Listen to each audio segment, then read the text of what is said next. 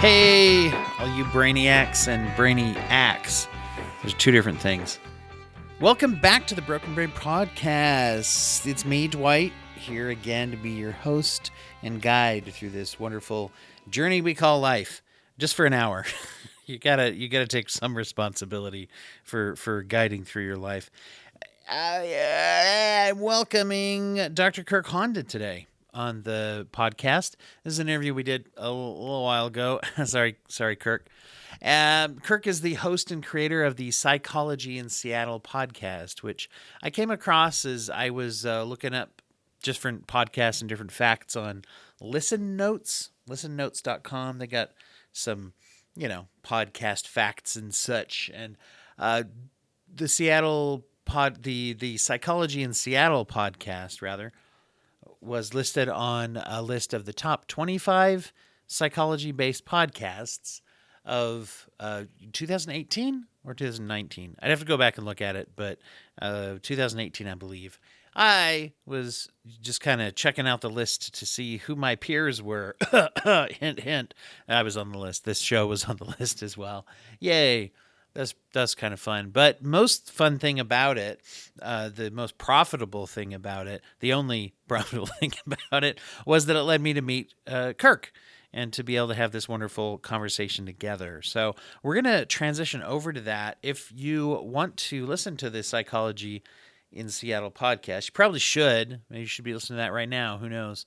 Go to psychologyinseattle.com or just look up Psychology in Seattle on your pod catcher of choice. You can also get involved in their show. Check out their Patreon at patreon.com/psychology in Seattle. Do that while you're checking out the Broken Brains Patreon at patreon.com/broken brain. Membership drive for both shows. We'll see who gets more. Anyway, check that out. Lots of cool rewards that both of us offer. I'm just going to say that. So here is Dr. Honda and myself. Super cool guy, super cool talk. Super cool listeners. Thanks. Love y'all. The Broken Brain. All right. Well, we'll launch and then. Hey, Kirk, how's it been? No, make it sound like we've been talking forever. Hey, Kirk, welcome. Yeah, thanks for having me. I'm excited to talk with you. Yeah, I was sure excited when I happened upon Psychology in Seattle, and anyway, cool. I was sure happy to come across your podcast. It popped up in a list that we were both on, which was nice. Somewhere we're both on a list together online, and so you might like this too. So I find that there's a lot of interesting psychology-based and therapy-based podcasts now. When I started doing mine, there weren't as many, and it was so lonely. No, it would just seem like a lot was either very dry and academic or just not there at all, or it was just people talking who were maybe just comedians or whatever, and that's fine too. But it's nice to have a lot of interesting colleagues out there now. I'm sure you find that too.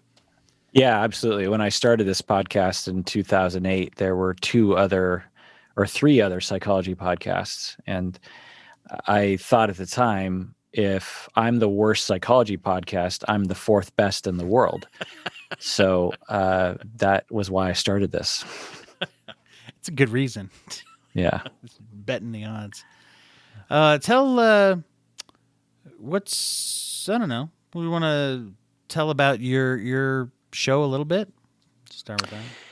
Yeah, it's like I said, started 2008, and we do a lot of different things on the podcast. We release 4 episodes a week, and I release 2 videos every day on YouTube. And the thing that impressed me is you're very prolific in the stuff that you put out there. Yeah, I mean, part of it is that the patrons and others have been so supportive that it's given me the opportunity to slow down in my regular work, so that I can dedicate more time to the practice or to the podcast. And we talk about serious things, like I'm just publishing right now a deep dive on dependent personality disorder that is 8 hours of me reviewing the literature and the treatment and the symptoms and the research. And then we do other episodes where we just talk about Star Wars. So it's kind of all over the place. Yeah. That's one of the reasons I felt like you're a kindred spirit to mine, because that's the attitude I like to take to it too. Is I find that there's a certain way of looking at the world, psychologically speaking, that allows you to kind of go deeper. It's like the reason why I always feel at a loss when I tell a friend, I'll say something like, "Oh, you watched WandaVision," and they're like, "Yeah, it was good," and I'm like, "Yeah. So did you think about this when it came to the trauma and the grief?" And you see him act through, and you go, and they're like, "Yeah, it was good. I don't know. I don't know. So I think there's one of the things that podcasting has made me feel is that you're reaching out and connecting with a lot of kindred spirits out there who are also. It's one thing to be interesting as a person, but I think it's more important to be interested in Yeah. in the world around you, and that's what Yeah, absolutely.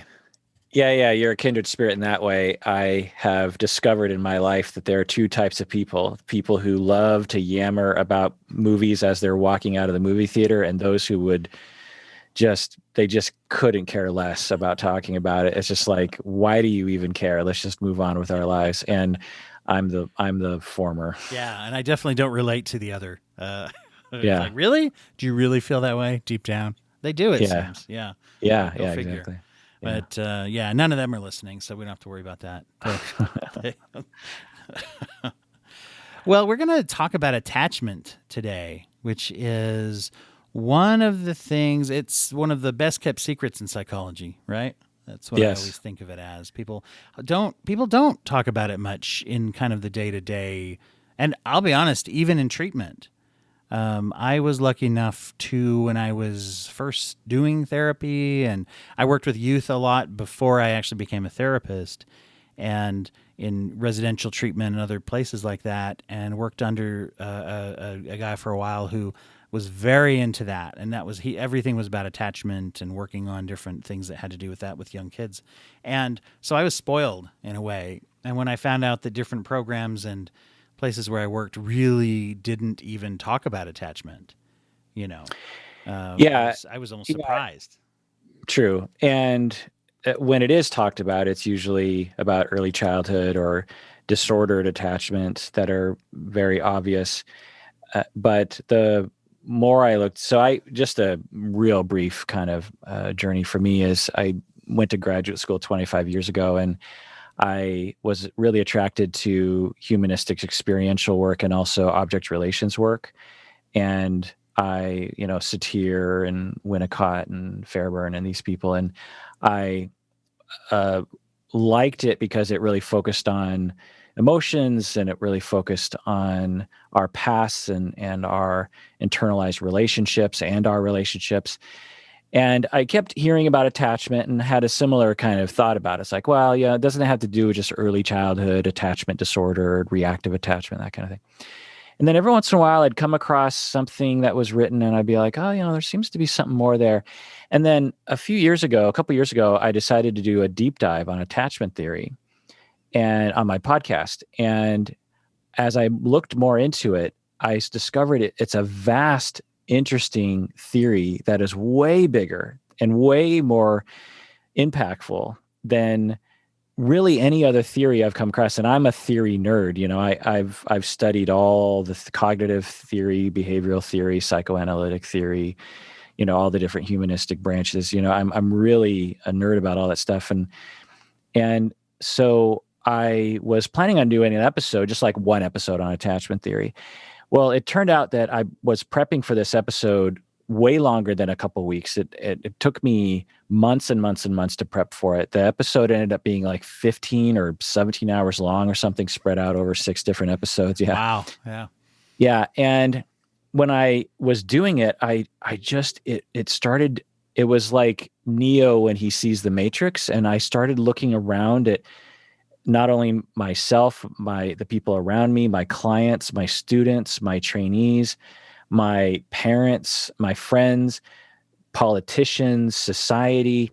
I just started seeing everything through the lens, and it's a model of the way of looking at the world. It's not, the only way, and I'm not claiming that, but I find that the model to be very, very useful. Then when I released the episodes, and I've done many different deep dives over the, 13 years of doing the podcast, and there was a huge response in the community. And to this day, people say it's by far the best, series of episodes I've ever done.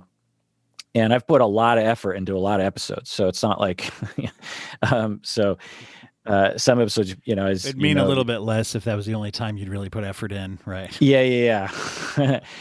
As a fellow podcaster, it's like you put all this effort, you release something, and people are just like, yeah, meh, whatever, moving on. And you're just, well, come on, guys, I put a lot of effort. That's the greatest feeling is when there's one, oh, this is the best. And then, you throw it out there, and that's the one everyone's like, what? I don't know. I didn't really get that one. Exactly. Yeah. So it's not like I haven't done that many times, but this series of episodes was really powerful. And since then I have, dived even more into the subject, delved. Yeah. Divined into the topic and the research and the implications. And I'm starting to teach classes at my university focused on attachment theory.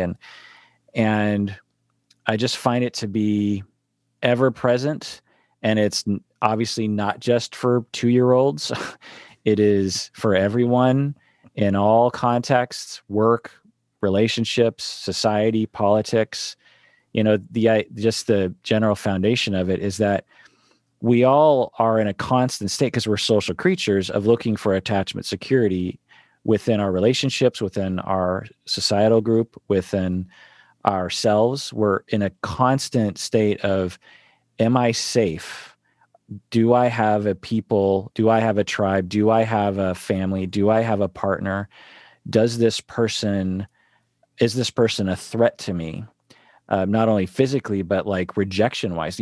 We really are very, very sensitive to rejection and acceptance. And the general advice you'll get from society is, well, let it go. Why do you care so much? Well, that's like telling your dog, if you had a pet dog, just looking at your dog and saying, why do you care so much about me? Just let it go. A dog can't do that. A chimp can't do that. And a human can't do that. We can't just let our natural instincts and our needs go. And the difference is we can try to talk ourselves into it and think we're smart enough not to need. Exactly. Which is what a lot of people are doing, particularly in the United States. And it is causing so many problems. That's that part of the Neo Matrix thing. It's like, now I'm like, all the anxiety, the suicidality increase, the depression, the political strife, the conspiracy theories. It's all research, shows it's related to how we feel in general. And it's so connected to our early childhood attachments. Yeah. It makes a lot of sense. And when you look at things through that filter, there's a lot within the last while that makes sense too. I mean, we're all going through, I think it's against the law to have a podcast episode that doesn't mention the pandemic. Now we can look, but obviously that's one of the things psychologically that's been damaging that we don't talk about a lot. And a lot of those things that have gone up when we already have a sketchy, problematic relationship with appreciation of attachment, right? Yeah, absolutely. Yeah. So I was visiting with my parents not too long ago, and I've been, very careful about catching or spreading. And we were being a little bit more relaxed about things because my parents have been vaccinated. And my mom put her hand on my back when we were taking a group photo. Mm-hmm. And it was, my mom and I, like, we hug all the time. There's always lots of contact, but with the pandemic, there hasn't been any. And so, we haven't even been within 6 feet of each other, and that hand on my back was this huge emotional need that I didn't recognize I needed in that moment. And of course, that's just a little morsel of need being met. Of course, there's so much more. So yeah, we were already deprived as it was from attachment and from physical warmth, touch included. And with the pandemic, it's becoming even worse. Yeah. It's something that it's the words didn't realize, right? That's something that I think could be attached to attachment. all by itself is that we didn't realize, or we don't realize, how important it is. I work a lot with addiction, and particularly men's addiction.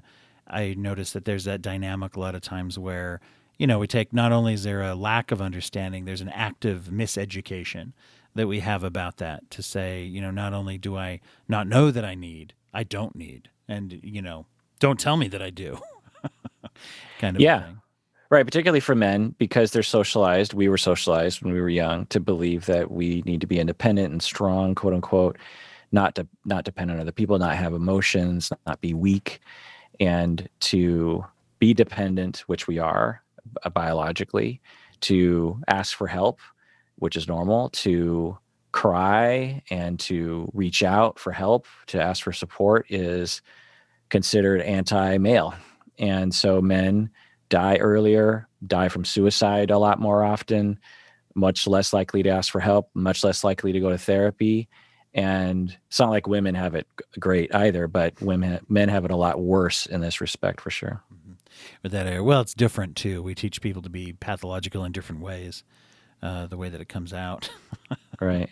Yeah. One of the things that I think ties in with, I'm going to, compare it to, you see this in addiction, and you see it in the early childhood.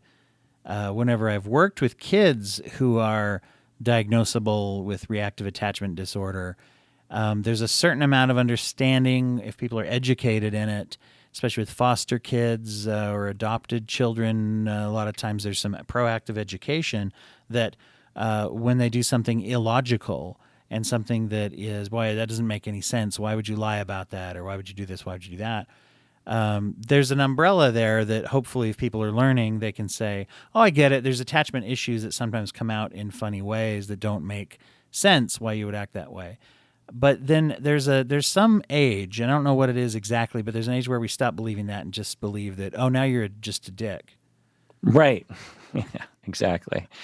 That somehow with children, we will let people off the hook and say, well, you're mostly a product of the traumas that you're in. But somehow when we have a partner or a client or a friend or a politician that is a grown person acting this way, somehow it's like, oh yeah, you're a dick, you're evil. Not that you are highly affected by the attachment reactivity that you have. And you mentioned reactive attachment and early, that's is like 1 or 2% of the population will suffer from this. So it's a particular version of it. But in my journeys, I have discovered a way of looking at everyone, which is that, because if attachment styles, you often hear these breakouts of like, 60% secure, 15% avoidant, 15% preoccupied, 10% disorganized or something. And what that I think is misleading, in that I don't know anyone who is completely attachment secure and without some tendencies towards avoidance, disorganized, or preoccupied. I don't know a single human being. I mean, maybe that person's out there somewhere, like the Buddha or something, but I don't know anybody. Everyone I know, clients, myself, colleagues, family members, has, when they feel attachment hurt or scared, and a lot of people aren't even aware that these things are happening, they will react in dysfunctional ways. They will react in ways of over distancing, over pursuing, over demanding, over judging, over exaggerated hurt. And we're all prone to that. And so the way that I see attachment theory is that it applies almost to every single human interaction, including your and my reaction. Like you and I were talking before we were recording, and you have a very amiable persona. You're an amiable, nice, safe person. You come across like a person that I can trust, that you're on my side. We only talked for like 7 minutes or something, but in that little bit of time, I felt like, oh, okay, I can trust this guy. He is nice. He's kind. He's not out to get me. I can feel that. And so in this moment right now, I feel extremely relaxed. Whereas in that 7 minutes, or if you didn't spend that time and I was still kind of wondering, I would feel different, and I would have a different reaction. I would say different things. I'd be intimidated. I wouldn't be as fluid or something. And so even in your and my interaction, in my lens, I see attachment affecting everything. That's interesting too. I see it how it's funny as I mentioned. I found you on this list. Here's podcasts you might like in psychology, and even though I was on the list, my first reaction was all these people on the list are pretty impressive, and so I don't know if they'd want to talk to. And yours was the show that I liked. I won't say what else is on the list if I didn't like the others as much, but let's just talk shit on other people's podcasts. Anyway, but same thing though. I was like, there was a part of me that when you sent that, and so there's both the part when you responded, I was like, he's a cool guy, and then we get to actually talk and meet, and but at the same time, there's a part of me that projected that before we ever had any interaction, when I was only theoretically gonna email you, right? Mm-hmm. So that's that too, then, right? Because there's that internal expectation and projection of what kind of things that says about me or whoever, to say, oh, I already have, this is where my vulnerability / insecurity comes in, versus over there. I work with a lot of people who are creatives, creative type of people who, when you work with people who are performers, one of the things you often find is that many of them, more than people think, are rather shy or socially anxious. And yet, standing up in front of a big group of people, there's something about that feels safer for certain people. Whereas other people who might be quite socially comfortable at a dinner party or at work talking to people or going out to lunch with somebody, they wouldn't get up on that. You put a gun to their head, they'd get up and sing in front of a group of people or something. And so, I don't know, I'm just thinking about the different ways that attachment attaches more safely under certain circumstances than others, right? Where there's some safety. Well, yeah, you're referring to what John Bowlby called working models, and others. Ainsworth had this idea of working models, which is this notion within attachment theory that when you're young, you are developing working model of other and self. And so if you are treated well enough and attuned to well enough as a child by your caregivers, and you have secure attachments that are long-term and safe and secure and non-abusive, non-complicated, non-chaotic, then you are more likely to develop a working model of self that says, I'm lovable and people like me, and working model of other, that people can be trusted and that people are safe. And so for you, before you even met me, maybe just hearing a little bit, because you were attuned to sufficiently enough growing up, then you saw me through that lens. And if you hadn't been raised that way, then you would be, if you were abused or not attuned to enough, then you'd either be like a little bit more questioning or even highly suspicious of me. And, as clinicians, we see this all the time, right? We have clients that sit down on our couch. We're the same person, but they react to us completely differently. We say that, we generally provide a similar form of empathy or a similar treatment or something. And one client will say, oh my God, you're so safe. And the next client will say, like, you're a danger, or will treat us like we're a danger, be very suspicious of us or something. And those working models, those projections are, we all have, and will be context specific. So you're saying, on stage versus in person. And so for some people, their working model of a crowd, for example, is they're different from their working model of a best friend or something, for sure. And or even this stranger, even though the crowd may be almost always strangers or mostly strangers. In fact, sometimes the strangers are the ones you feel more comfortable with when you're performing, and yet a stranger in front of me who's a specific stranger, different construct, different. Yeah. As a person who will get on stage occasionally myself and be terrified, I'll tell you that it's easier if it's in a group of strangers, unless I know the people that I know in the crowd are non-judgmental. If I know someone in the crowd and I know they're generally kind of skeptical, then I don't feel safe, and I'm afraid, and then I will transform that fear into discomfort and maybe anger, or just like avoidance of the whole thing. But the baseline is the fear of the rejection, which is a deep ingrained instinct, biologically, evolution wise instinct that we all have. Yeah. Yeah, I gave a presentation once in a professional conference, and there's this one guy that I saw just like straight ahead. And you don't even have the benefit of like a spotlight and the lights being off, so you can't see people, right? When you're doing that, because the lights are on, it's broad daylight, you can see people. It's terrible. And this one guy is sitting there, arms crossed, kind of an older guy, kind of dour look on his face, kind of people can hear that through the microphone. And he the whole time, and I'm talking about stuff, and at some point I noticed that I was just at that point preaching right to him. I was just right. I was presenting just for that guy, like, oh, I'm gonna, who does he think he is? Sitting there judging me or whatever. I mean, he's older. He's probably been in the field a lot longer than me, and gee, am I an idiot? Whatever. And you go through all that, and then of course you have the experience where he came up afterwards, and it was kind of in a way lucky that he did, or else I never would know, right? He comes up to me, same look on his face, and then sticks out his hand. He's like, that was one of the best things of this whole conference. I really appreciated that. That was really interesting. And just thinking of that with that projection of, I'm showing more of my attachment insecurity there. I thought I would put that out there for listeners to my show are used to that. That's normal. As a professor, I'm very familiar with that. Resting judgment face is a thing. And RJF. And you never know what it is.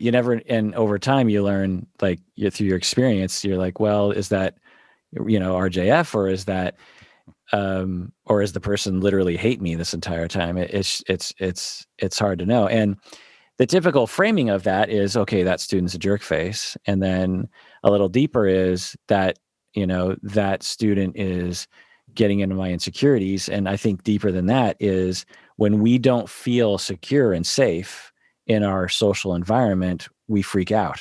And one of the defenses available to us is anger or avoidance. We will either lean in and get hostile towards the person, like, who are you to tell me? Or you'll just in your head just get really angry at the person. Or I'm never getting back on stage again because that didn't feel good. Yeah.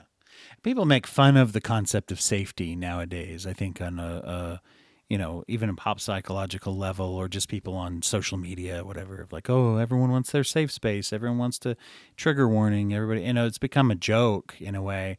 Whereas but when you say that's exactly why we react with fear and anger and those things, right? Is I feel unsafe if I don't feel safe. And only a certain amount of that is it's internal and external. We're interacting with the world around us, right?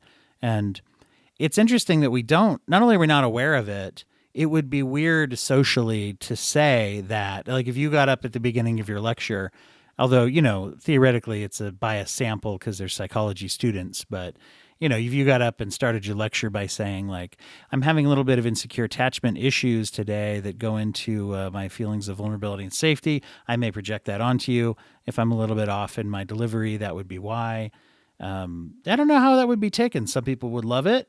Some people would love it secretly, but would never admit it. And some people would be like, that was weird. It's my impression of one of your students, by the way. Well, I talk about this so much that my students... Yeah. I do talk about that. So it probably is more normal. Yeah. So they're used to it, and I expect them to do the same, because it's much more relevant the other direction, because I am the authority. And so I need them to feel, they need to feel safe in order to flourish, and the whole attachment theory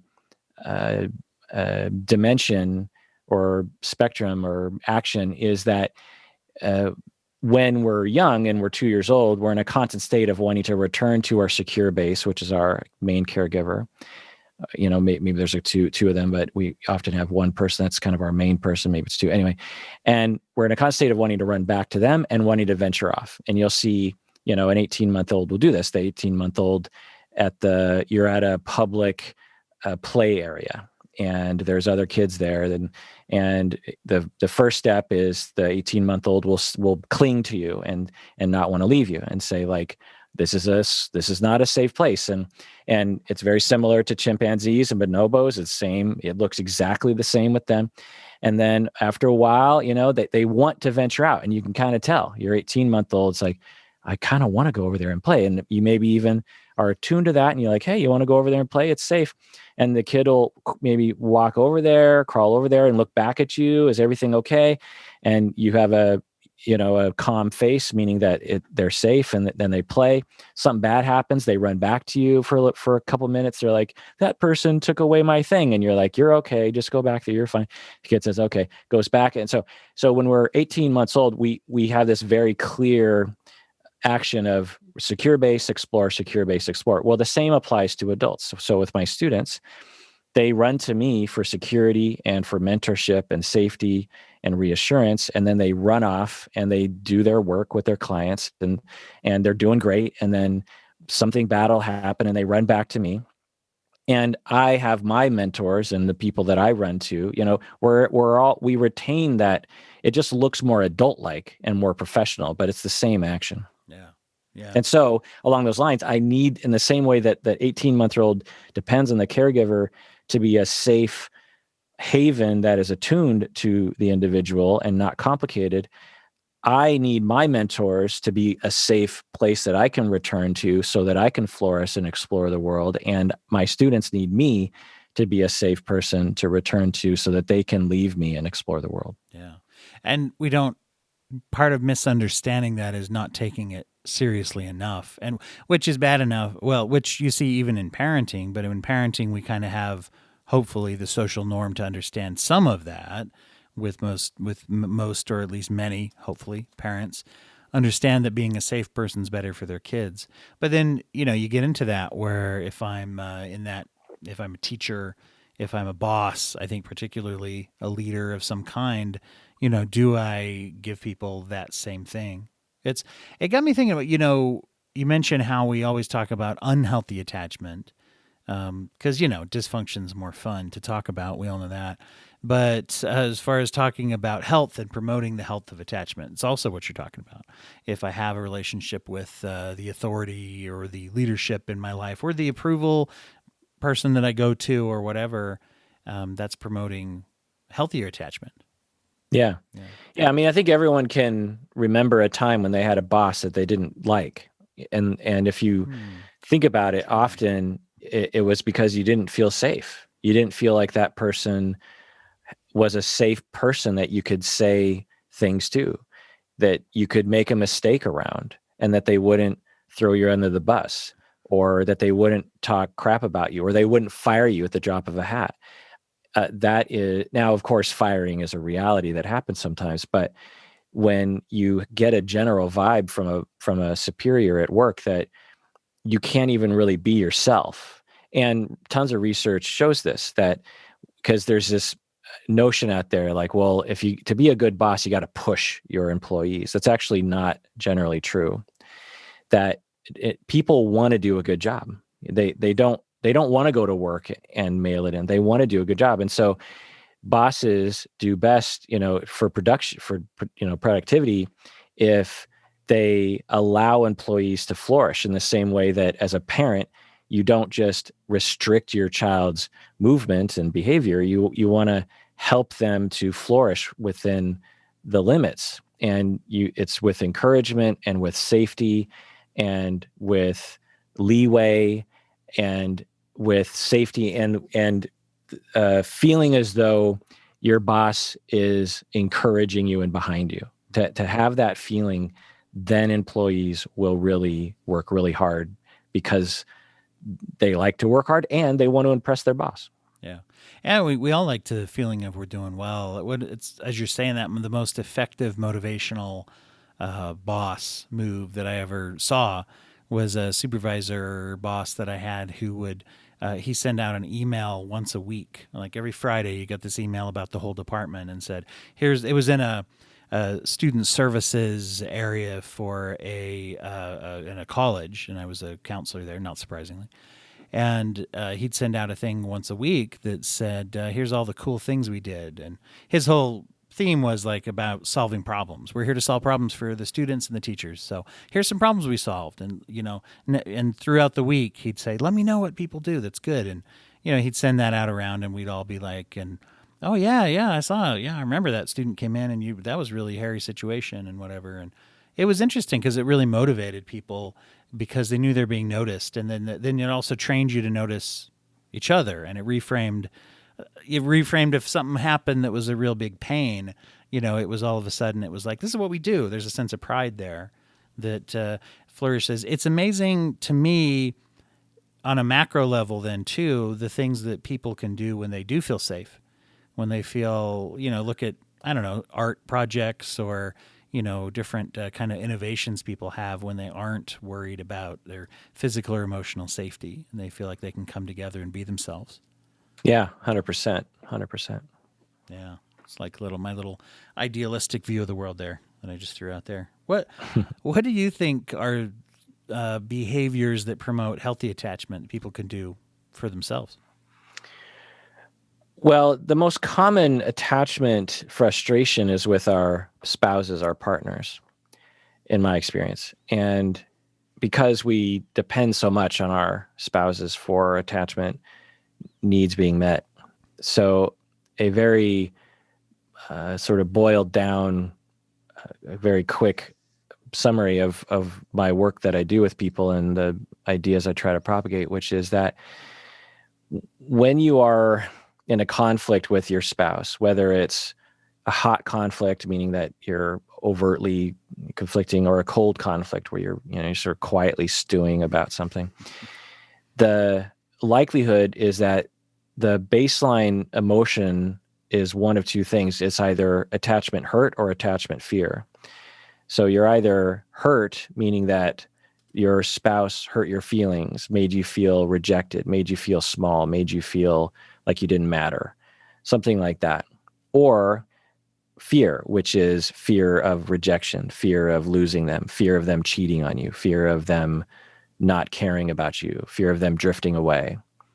And even though those feelings might not be rational, like your spouse, it comes home a little late from work, say you're making dinner and your spouse is coming home from work and you're expecting your spouse to come home at 5:30 and it's like 6:00, 6:30, you text them, they're not home. And then they get home around 7:00 and you're like, what's going on? And they say, oh, I just got hung up at work a little bit. Okay.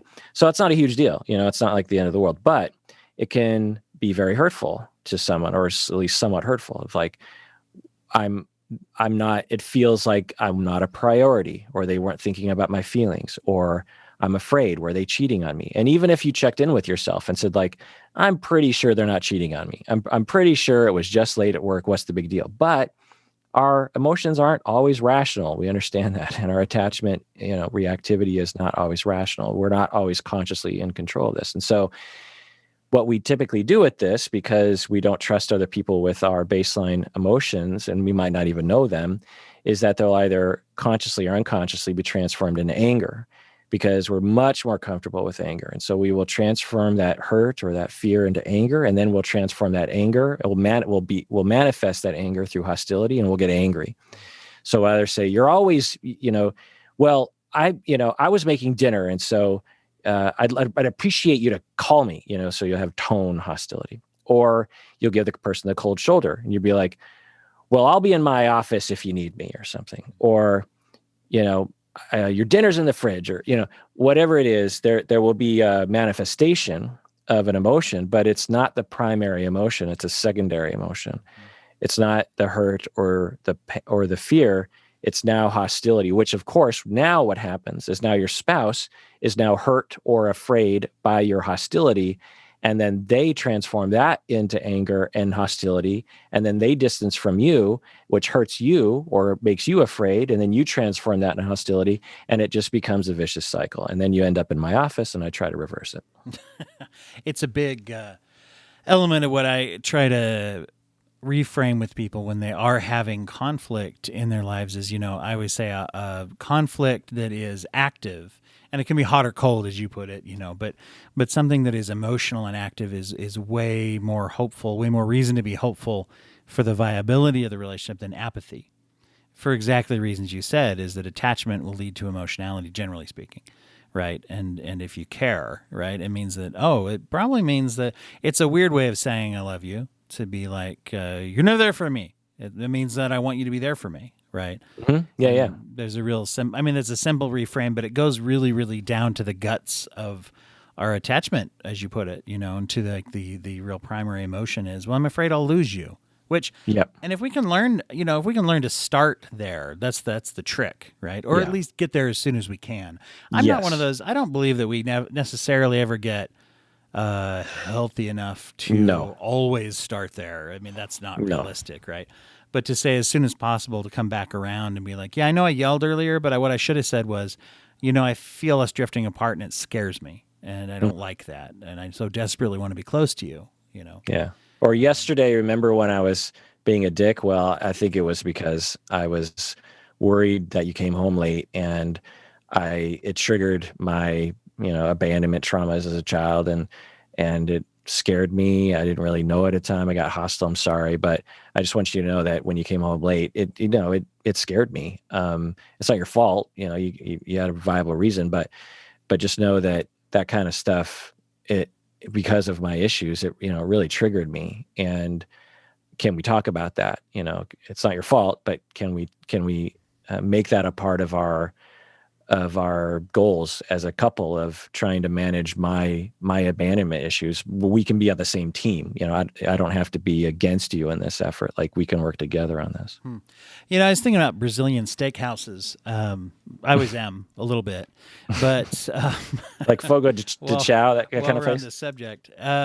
Yeah, like that. Or what's the other one? Cafe, is it Braza? Something like that. There's a couple, nationwide little chains where Yeah.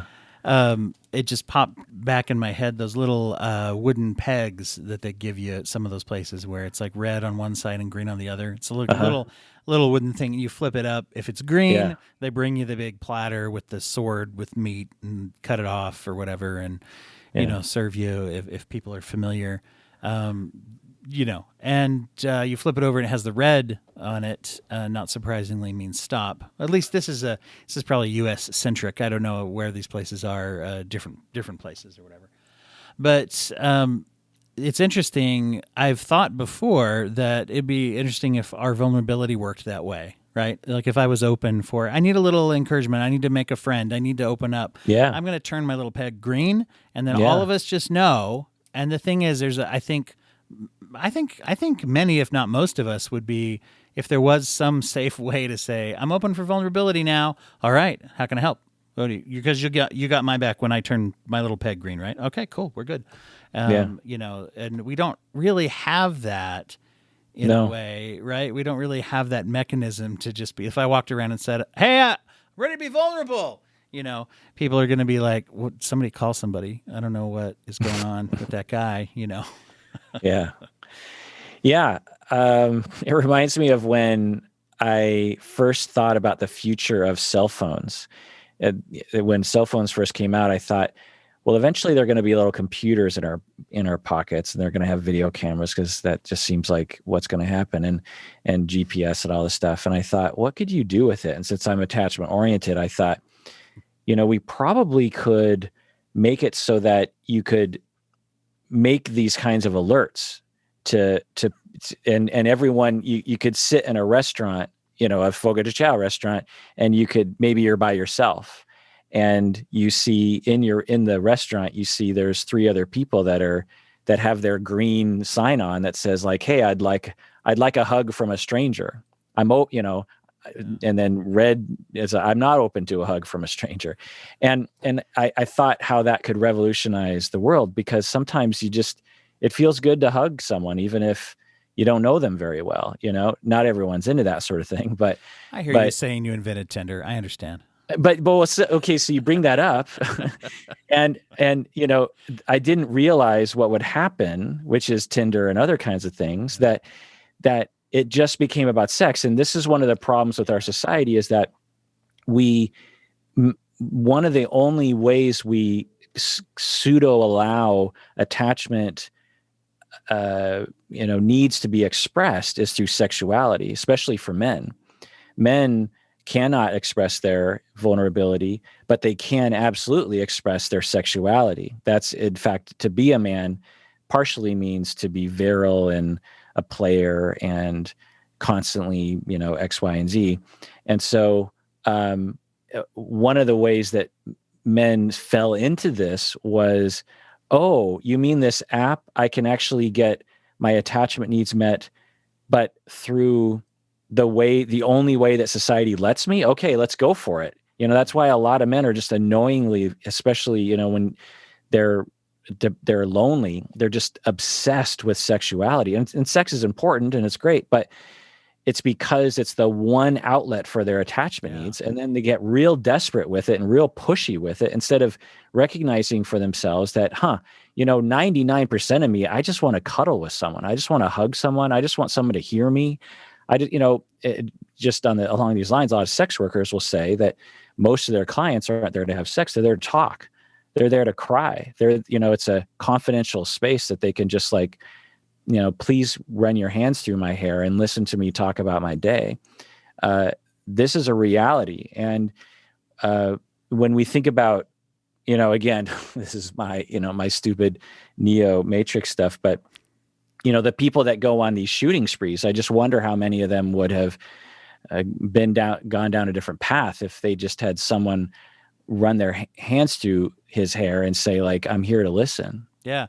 Well, I don't think it's weird or whatever. I mean, it goes back to that idea of a little kid says, I hate you. We don't think, oh, that kid's a real jerk and he hates me. At least most of us, hopefully, don't think that when we hear a kid say that. And we don't say, I hate you too. Get out of here. You suck.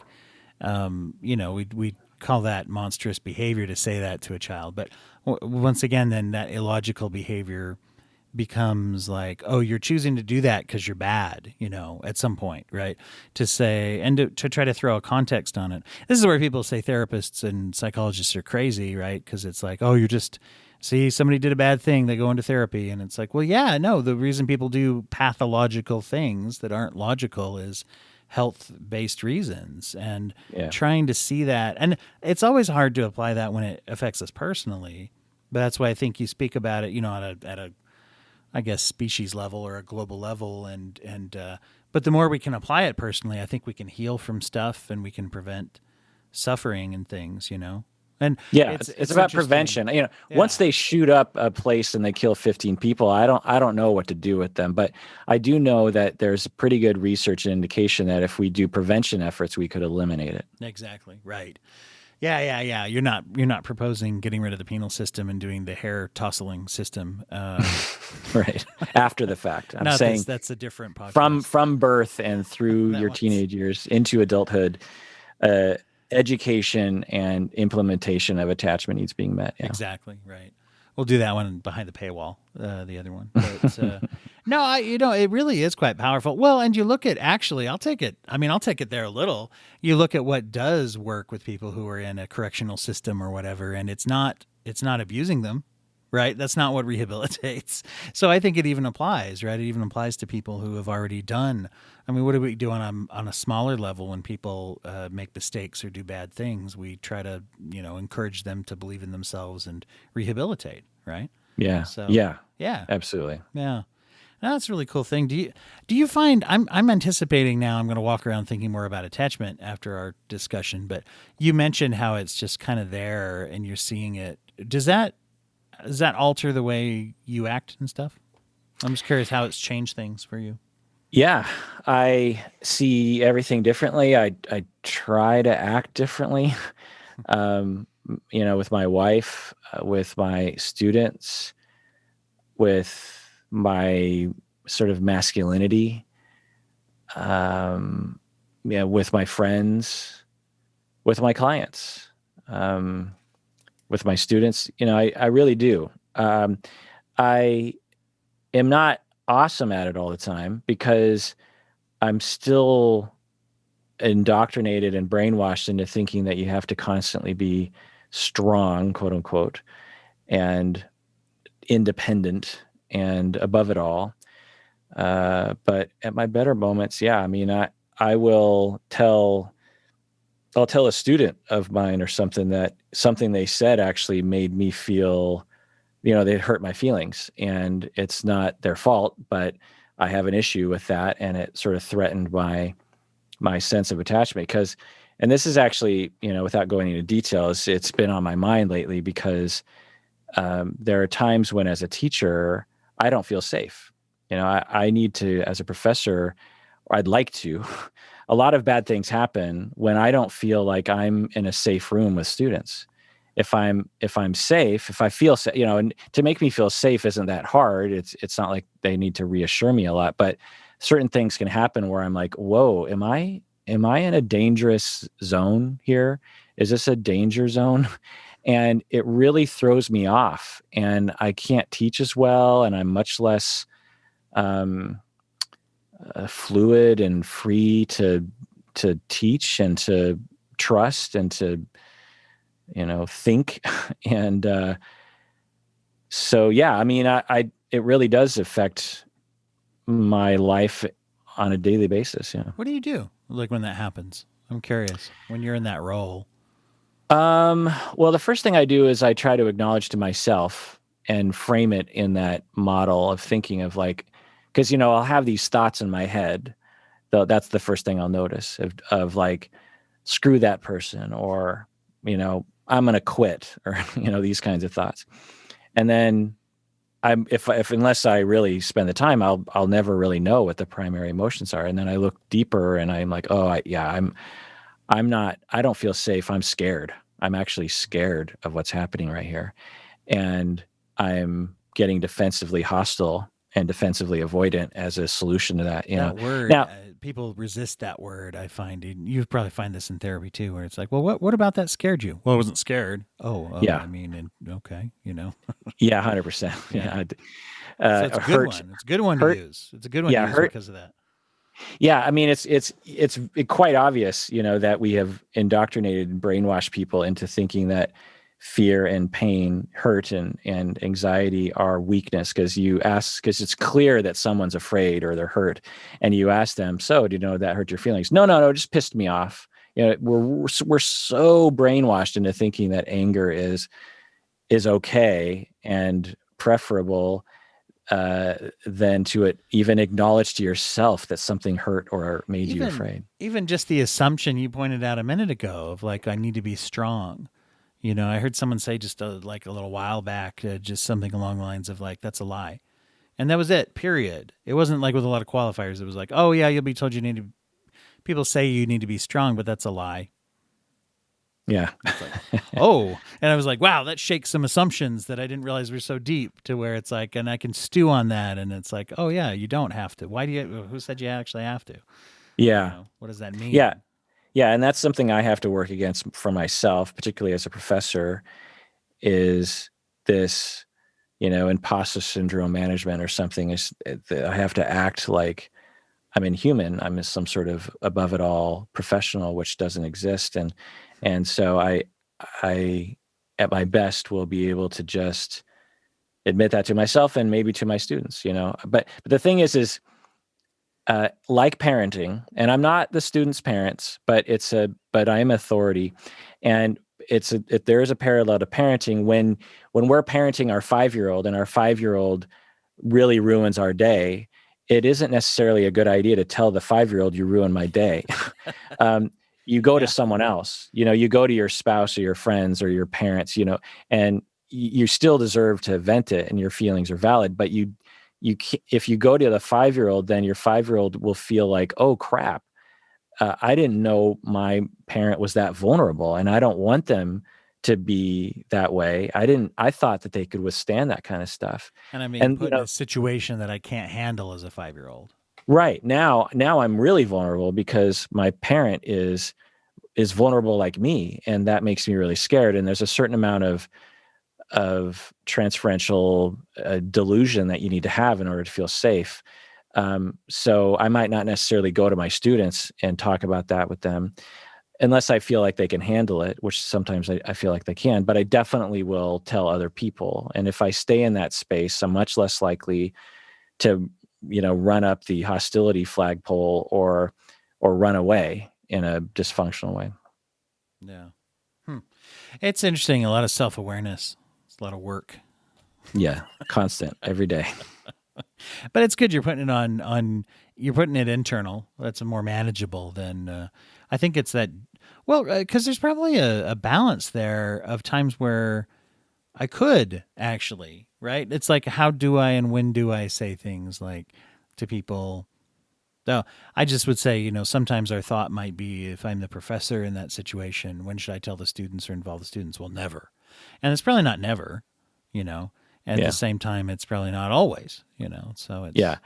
Yeah. The general guideline that I tell people in all situations, professor or partner, is to say it tentatively, to take responsibility, to not to do whatever you can to mitigate the thought that the other person is being accused of something horrible. So, because if they feel accused, then it hurts their feelings or makes them afraid, and then they strike back. And so, like an interaction with a class, I might say something like, "So, I don't know if y'all know this, but I'm not super secure 100% of the time. Like, I have insecurities, which I imagine some of you probably know or can imagine, but and because of those insecurities, which run back from a lifetime of being variously humiliated in various contexts and shaming myself or being shamed.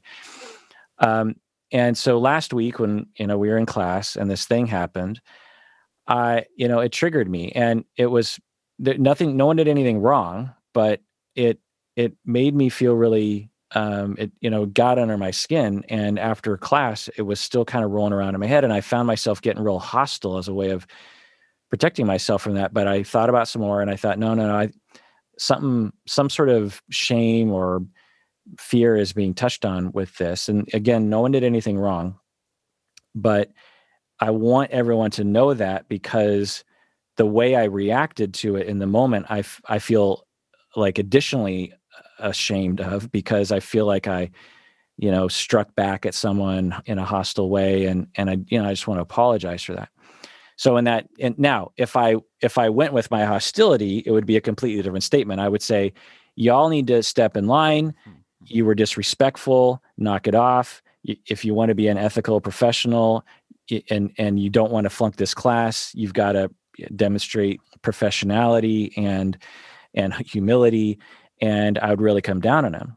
So in one world, and both of those are acceptable professor behaviors. Like, either one of them, my boss would support me, but one of them actually is in line with my goal, which is I want these students to learn and feel safe so that they can flourish and not have to be terrified around me. And so the former role played example will facilitate that, and the second will not. It's interesting. As you put it, if you're supported in either one, and if you buy into either the surface level emotions or you buy into the mythology of how and what equals strength, you're going to do the one that feels more powerful, right? I mean, if it's like, my boss will back me up, so I'll just tell them all off and say, knock it off. Yeah. And the one that facilitates my policy of avoidance of what I was told that I need to avoid, Yeah, that's a good point. And that's where you get some people then, and I got to apply my own understanding contextual way of looking at this, but that's where professors get a bad rap, right, of power tripping on students. And I know in graduate school we had a couple people there who were professors that would lean on that a little bit and almost take pride in it later. And in an internship example, I found out that a couple of them did kind of boast at each other. You know what I told that student? I said, "You're doing the worst thing you possibly could." High five, bro, I think is what they said. And, but that comes from the same bit, doesn't it? I mean, in a way, they're retreating as well. Oh, yeah. Believe me, I've been teaching at Antioch for 23 years and and we're a larger institution, master's program in psychology and counseling. And I've had many behind doors conversations with professors, and we are just, if not more, insecure as the students. And we have various different dysfunctional ways of coping and different dysfunctional ways of supporting each other through one's coping. And you can create a culture of us versus them, hostility, and denying students their, can students be wrong? Yeah. Can students be dicks? Yeah, absolutely. But what's the goal? If you're here to just like establish your integrity, then you're not in the right profession. If you want to be a lawyer professor, maybe, but in my profession, we're actually trying to help people. Yeah. We're trying to make the world a better place. I mean, no offense against lawyers, but we're supposedly in the business of actually enhancing people's lives, and we're actually, as a professor, trying to help people so that they can enhance people's lives. So why would I want to create this sort of policy of integrity over helpfulness, I guess? Yeah, absolutely. Well, today's episode was brought to you by the American Bar Association, but I'm going to have to find a different sponsor for today's. No, I think that's great. A great point that you make there too, and and that awareness can also help to mitigate that, because, like you said, we cope somehow, and we cope through things. And there's a lot of the jokes that are going to be made on the other side of the faculty lounge door. I assume faculty lounge, is that a real thing? Oh yeah, we had a lounge. Oh, there you go. Figured you were big enough institution that should give you a lounge at least. Yeah. There's a lot of that coping, or they say you should never, eavesdrop on ambulance drivers, when they're blowing off steam with each other, the way they may talk or joke, and some of that's just survival. But it's like having that awareness to say, I know why I'm doing it. See, that's different. It's purposeful. Blowing off steam, I'm a big fan of, and I do it all the time. But as you were saying earlier, it's not a matter of being completely healthy in the moment. It's about eventually getting there. Mm-hmm. Yeah. Awesome. Well, I wanted to, first of all, thank you for being able to talk to me. I appreciate that. That's a lot of fun to be able to connect. I appreciate the chance to connect, and anytime anyone's willing to talk to me at all. But it's been really fun to have the chat today. I always like to ask people if they have a favorite charity that they would want to highlight. So let me bounce that off you now with no preparation at all. Totally didn't. This is a little heads up for anyone who's been on the show before. I actually gave him a heads up. Some of you are like, what? Well, on our website, we have a page dedicated to philanthropy. And so I'm looking at that page because Psychology in Seattle actually donates a fair amount of money every month and every year. But one of the sort of timely organizations, as a Japanese American myself, I will promote the Asian American Legal Defense and Education Fund, which is a fund that helps to promote civil rights of Asian Americans, which is very important these days. So if you want to go to aaldef.org or Asian American Legal Defense and Education Fund.org, you can donate there, and it will help Asian Americans, like myself, citizens, protect themselves from hate crimes, work-related discrimination. Very, very important and dear to my heart. And I've been donating to them for a while. Excellent. Tell people where they find you. PsychologyInSeattle.com, and on YouTube, Psychology in Seattle channel. And you'd find me at the Broken Brain Podcast, anywhere where you get podcasts, or you can hit me up on Twitter at Break-A-Brain. It's where I'll solicit and entertain most thoughts that people have about what they would like us to cover, what they'd like us to talk about, and also you can read the really dumb jokes that come to me in the middle of the night. Oh, give us one. Oh, geez, now you're putting me on. The table has turned. Well, look at your Twitter. There's got to be. There's got to be one. Oh, okay. Here we go. You ready? Yeah. I did find one. This was the tweet I sent out on Inauguration Day. Okay. I said, every 4 years around this time, I like to step on a carton of eggnog wearing a pair of cleats. Anyway, happy Inauguration Day. It's pretty. Did you bad. make that up? Yeah, I made that one up. I mean, That's pretty good. So how did you come? Were you thinking like, okay, how do I eggnog or not eggnog? That's pretty good. I like it. Well, thank you. Ask my 14-year-old how great it is. It's there's a certain dad time where you start just going like, how can I make them grown? Yeah. You know, They'll 10 years from now, they'll still hate it, but 20 years from now, they'll remember it and they'll reminisce about it.